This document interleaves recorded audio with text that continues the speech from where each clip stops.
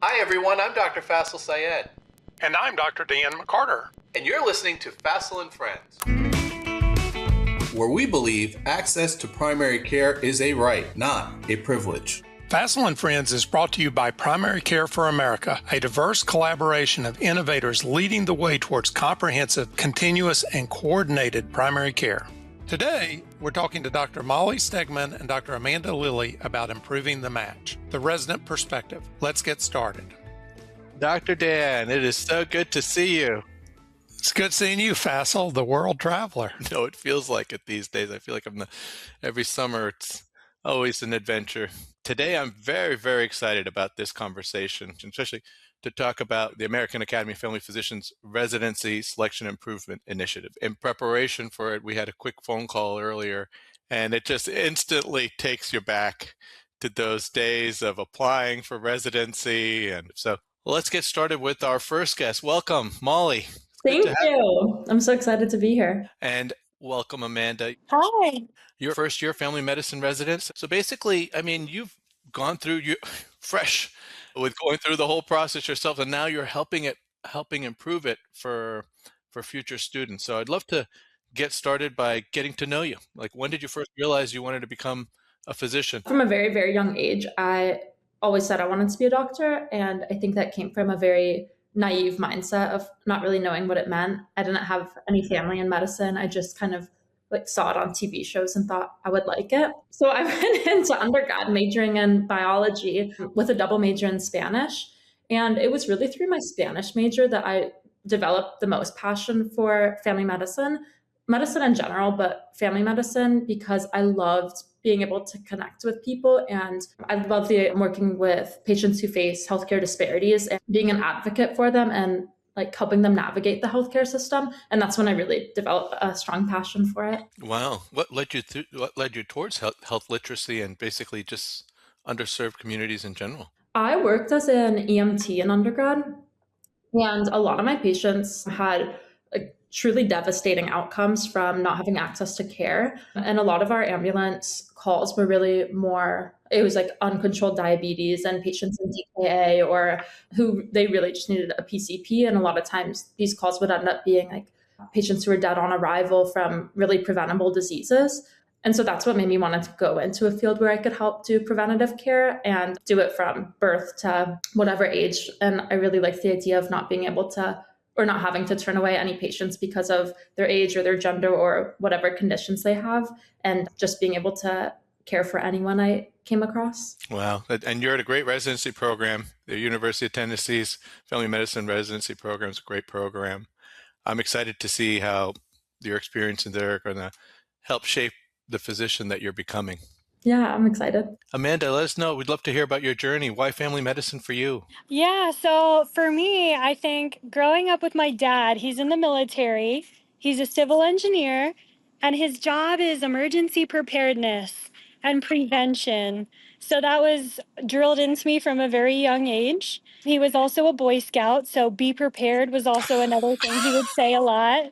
So as I was going through medicine, I would do my hospital rotations and I would just see the sickest of the sickest patients. And to me, I felt like I was seeing them at the end of their life. I was treating something that's already damaged their body. So I realized that for me, I wanted to do preventative medicine.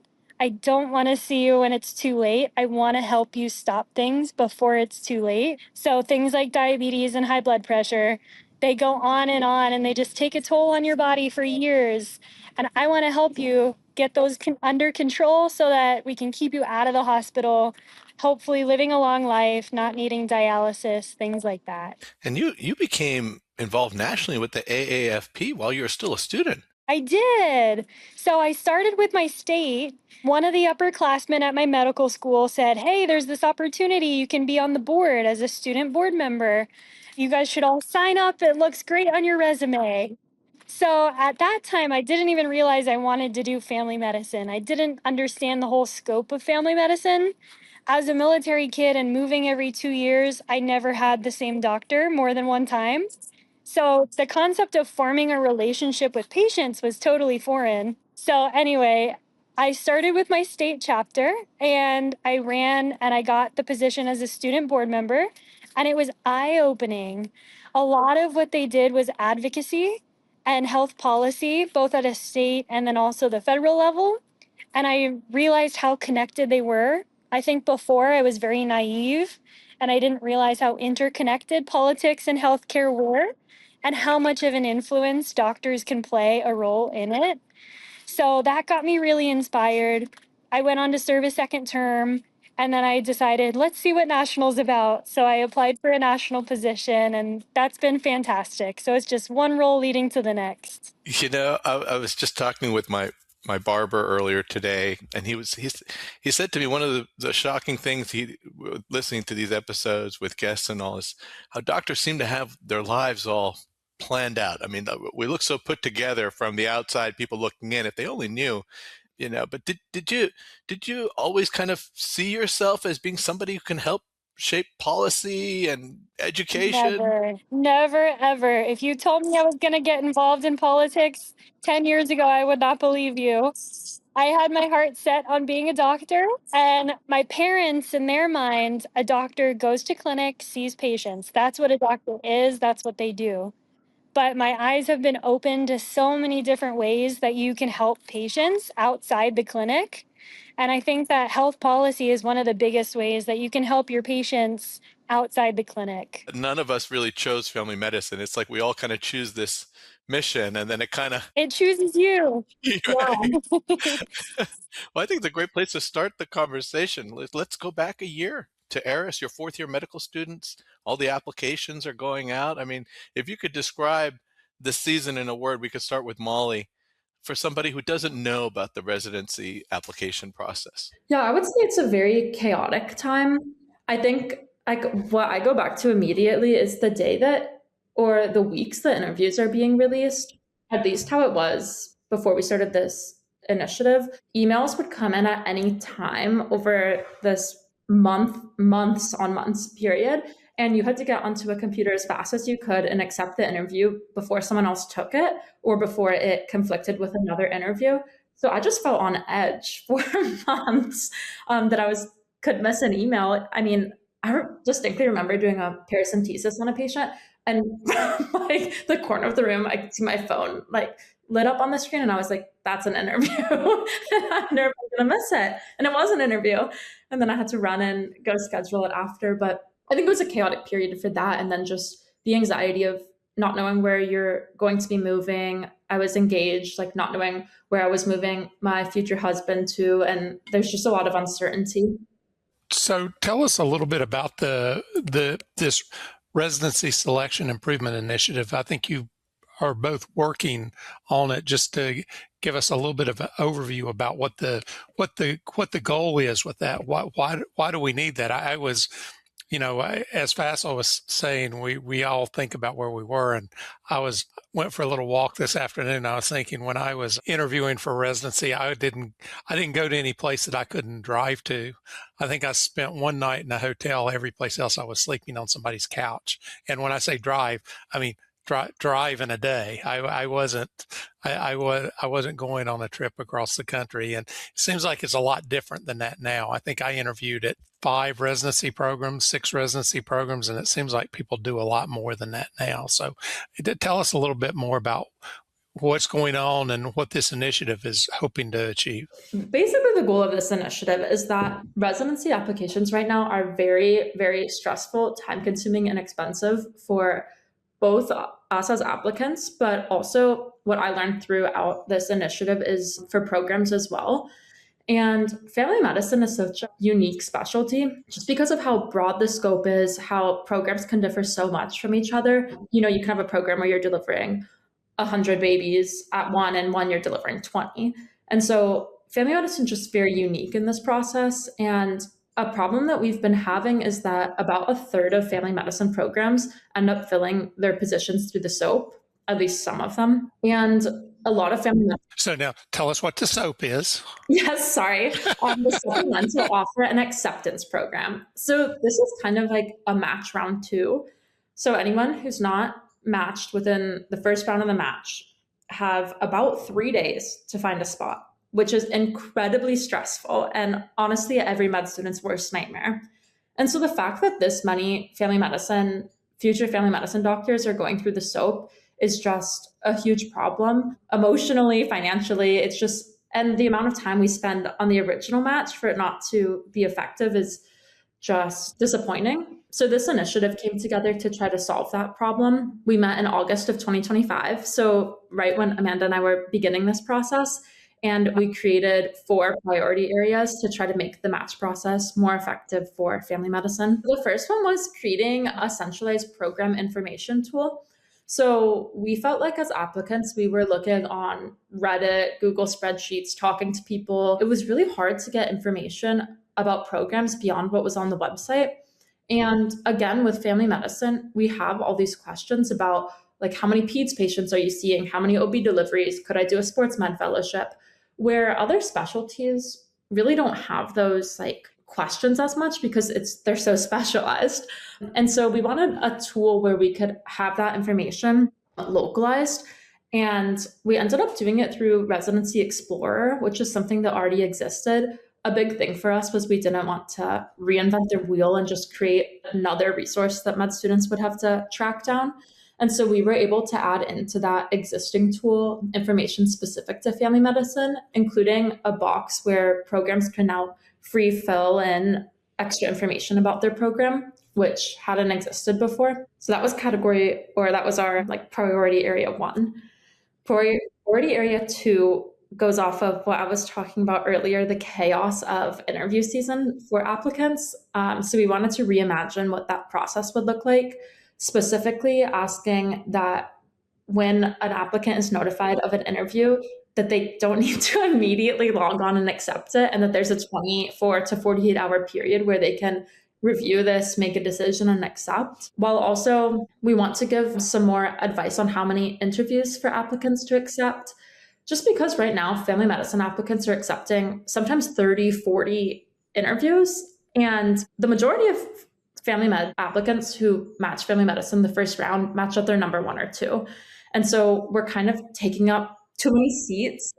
And then that's contributing to why we need to SOAP, because all the interviews were taken up by people who might have ended up matching somewhere else. The third is really interesting. It's improving the match for IMGs and multi-specialty applicants. So to talk about multi-specialty applicants, I think, at least as someone who's very, very passionate about family med, I always thought that programs would want to kind of weed out applicants who were using it as maybe a backup or who weren't very interested in family med as their top choice. But what I learned through this initiative is that a lot of seats in family med are filled through applicants who originally had it as a backup, and that the interview and match process can really be an opportunity to educate students on what family medicine has to offer. There's such a stigma around family medicine and misconceptions, and people really don't know the value of the specialty. And so, if you have someone who's applying OB and applying family med as their backup, maybe they learn that you can get C-section trained in family medicine and, care for the infants and do deliveries. And then maybe their eyes are open to the beauty of family medicine.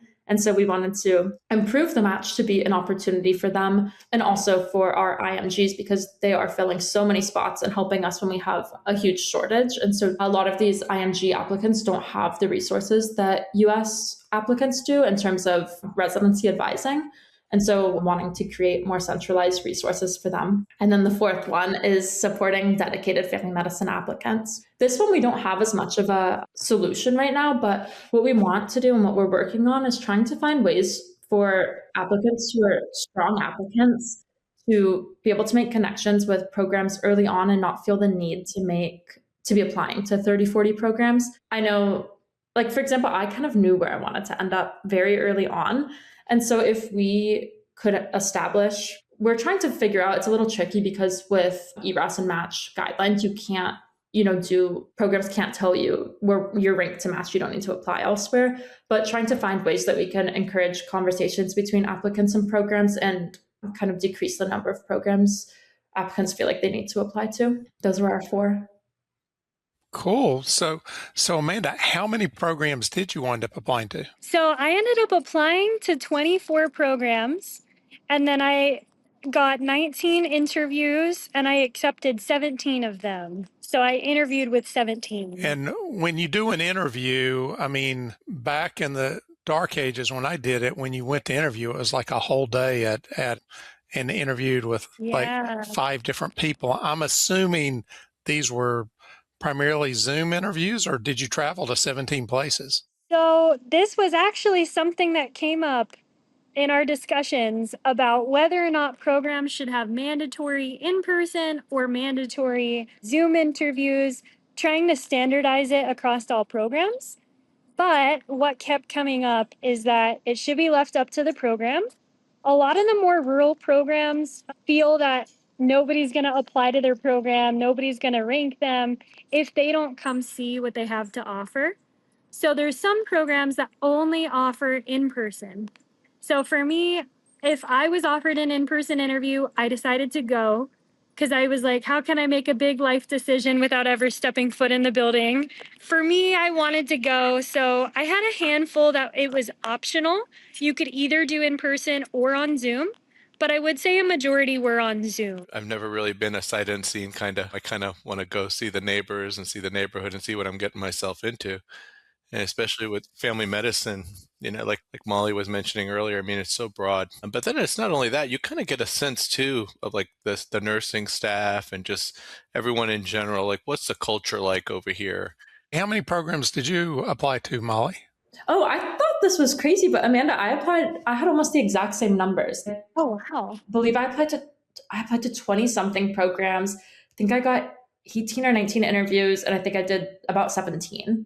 Yeah. And so with the two of you obviously being very active at the academy level and being a faculty member at a residency program, I could just from the brief interaction we've had, you both would be top candidates. But what do you expect to happen out of this program? I mean, what would, if you had a magic wand and this RSII initiative works, what would be different about your experience aside from having to stop in the middle of a paracentesis to schedule an interview? For the record. Although I've got to say, recently I had a meeting scheduled with one of the EP cardiologists, and he was in scrubs and had a mask on, and he was turning around giving medication orders while we were having the meeting. And I'm like, we can really reschedule this. No, it's not that big of a deal. We'll just do it. So, but what would be different? Yeah. For me, the only thing that I think would be different was if I should have applied to less programs. And I felt guilty about that in retrospect, just because I feel like I took up interview spots from programs that just ended up being, number 16, 17, 18. And that could have been someone's dream program. And so I don't love the fact that I took up those spots just because I felt anxiety around not wanting to, end up not matching somewhere. So I would love for strong family medicine applicants to feel comfortable not over applying and leaving those spots open for other applicants. And then I would also like to see less applicants having to fill positions in the SOAP. I think it's such a stigmatized topic, so people don't talk about when they SOAP very often, but then just from having friends go through it, I've seen how it's more common than we think it is. And it's a horrible process where people are truly just scrambling for any open spot they can find. And so I think we want the SOAP to happen less often, and also maybe not have it be 3 days and to extend it a little bit where people can find a good fit for them and not just who's going to take me today so that I can have matched on Friday. How did your preference for residencies change? I mean, if you had picked top 3 before you went through the whole application process, or say top 5, and the ones that you wound up ranking at the end, what changes were there? I mean, were there a lot? I could argue if you really found your favorite program and that was number 17 and they all of a sudden rose to number 1, then that makes a pretty good argument. But if the 5 that you thought were going to be top wound up being your top 5 at the end, then that's something else. Yeah, I think the interview process allows us to get to know the people more so than before. And so I think that's the main thing that really changed. But the rest, I had gone to Future National Conference all years of med school. And so I felt like I really knew the programs pretty well. And I think for that reason, my list didn't change very much throughout the process. And I felt like the only thing I think that really changed it was I was able to go to One Second Look, which is the program I ended up at. And I think that reassured me that this was a good fit for me. So I think second looks can maybe change people's opinions, but I think if you research your programs early on and get all your questions answered before the match process starts, then I think you go into it having a pretty solid list. What about you, Amanda? I think for me, so the thought crossed my mind of if I take all of these interviews and there's a couple that I don't feel that strongly about, like, am I taking away from another program?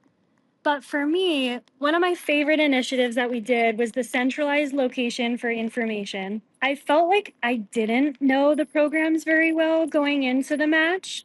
I'd met them at residency fairs, but when you're a first and second year med student, at least for me, I had no idea what questions I should be asking. I didn't know what I cared about. I didn't know what my passions were at that time.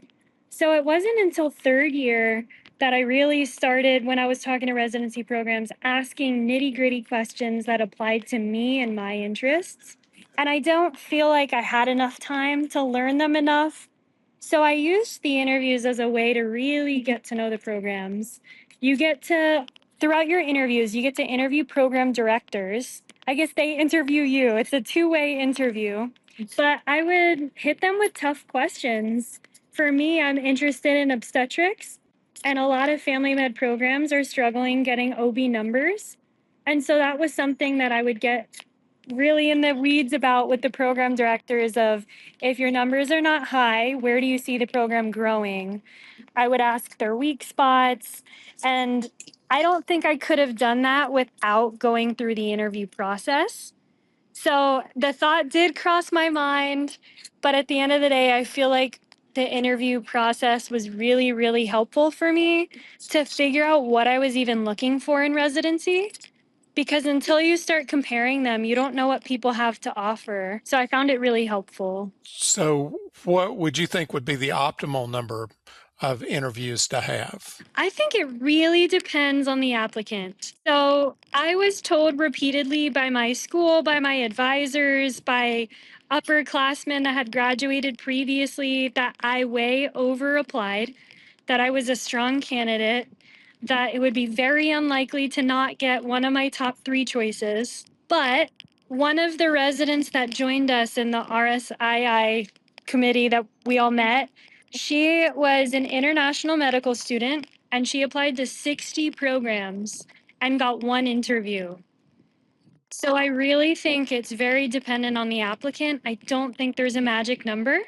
I think leaning on your advisors, leaning on the upperclassmen that you know that are now residents, I think leaning on them to gauge where you're starting from is the best thing that you can do to decide how many you should apply to.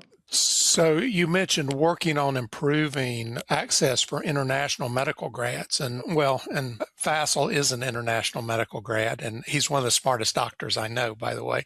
We've both worked in full risk care, and what we found is that in many ways, international medical grads who have worked in areas without having all the bells and whistles actually do better in the value-based care world than some of the U.S. trained counterparts do, because we do need more primary care physicians in this country. So what do you see? How is this program going to help the international medical grads? It was, and the cost factor too. I mean, the cost was a major. I remember when I was applying for residency, the cost was that whole process was just it's so costly. I couldn't imagine applying to 60 programs now. I felt guilty. I remember I wanted to stay in the Southeast, and I did an interview up in New York that I knew that was like I felt terrible doing that interview because I was like, there's really no way I'm going to go up over there, but I still did it because I was just so worried. We do this, and to hear that even at this time now that there's a resident applying to 60 programs, getting one interview, I believe it because you're saying it, but I'm shocked. I'm at a loss of words. Yeah, I think that one of the things that we were talking about is people delaying. So for me, this was something that I did. There was one program that was farther away, like out of state, that I was considering interviewing with. And when you're considering it, you don't want to lose your spot. So you hold that interview. So I booked it as late as I could and I held on to it until finally I was like, you know what? I searched my heart. I said, I'm not going to go there. It's too far away from my family. It's too far from home. I'm not going to go. So I canceled the interview. And this was like a month before. But people do that all the time. They hold on to interviews because what if? Like, what if I might want to go there? Like, I haven't decided yet. And so for applicants, if you can kind of help applicants decide sooner and help interview programs only offer the same amount of interviews that they have spots for, like interview spots. So before they were inviting thousands of students to interview, but they would only have a couple hundred interview slots. So it was a race, it was a competition. But if you have the same number of interviewees and the same number of slots, it takes away the pressure of, oh my gosh, I have to get one right away. So I think that would also help open up interview spots for international medical students. I also think programs being transparent about if they're going to interview and genuinely consider IMGs, because I think the problem is, from what I've heard, a lot of applicants just don't know what programs are IMG friendly or not. You get like no programs want to be outright like, hey, we're biased against IMGs. Like no one's going to say that. But I think programs who are IMG friendly should be like, that's such a great attribute about that program. They should be very vocal about it. And also part of this initiative is encouraging programs to look beyond like score cutoffs and automated screenings, because like years out of school, things like that can affect IMGs who have like, yeah, they've been out of school, but they've been working for 10 years as a family med doc. And so like we can't use those screenings because they're hurting applicants who might be stronger because they've been, you know, what we think is a weakness. Yeah, I mean, and it sounds like you're sort of trying to solve the problem that the match was originally designed to solve, which was the really top medical students would hold they would interview and they would get offers from 3 or 5 different residency programs, and they would wait until the end to decide which residency program they were going to take. And so the match was supposed to fix that. So you almost wonder, do you need a match for resident interviews, right? You get 10 interviews and you put your rank list in for the, top 50 that you want to interview at, and then the big computer in the sky tells you which 10 you get to interview with. I don't know. That seems pretty heavy-handed, but that was sort of where the match came from to begin with. Well, there are specialties, ophthalmology, for example. I know they are only allowed to accept 10 interviews. And so their interviews are all released, and then can't take up more than, 10. And so I think that's an interesting idea, but something that we've talked about as the initiative limiting the number that applicants can accept, but not necessarily the number they apply to. But it hasn't been something that we've done yet. Yeah. Well, thank you very much. I mean, this was great. It took me down memory lane, and I'm excited that there are young doctors like you who are helping to improve this process. I just really appreciate you all opening up and letting us know where you're at and what you're doing to help make this process even better. Thank you so much. This was fun. And to anybody listening, I got to residency, but I have absolutely no idea what I'm doing after residency. That is to be determined. You will have no trouble finding a job when the time comes, and it's just a matter of figuring out what you want to be doing. But thank you again for joining us, and please stay in touch. We're going to be interested in seeing what you learn over the next 3 years. Thank you. Yeah, thank you so much. What are your thoughts on improving the match, the resident perspective? You've heard ours. Now we want to hear yours. Email us at faiselandfriends@gmail.com, and your question could be featured on the podcast. If you like this episode, leave us a review and tell us how we're doing. And don't forget to subscribe wherever you listen to podcasts so you never miss an episode. Connect with us on social media by following Faisel and Friends. And follow Primary Care for America on LinkedIn and Twitter. I'm Dr. Faisel. And I'm Dr. Dan. And thanks for listening. This podcast is brought to you you by Primary Care for America Collaborative and produced by Split Prism Productions.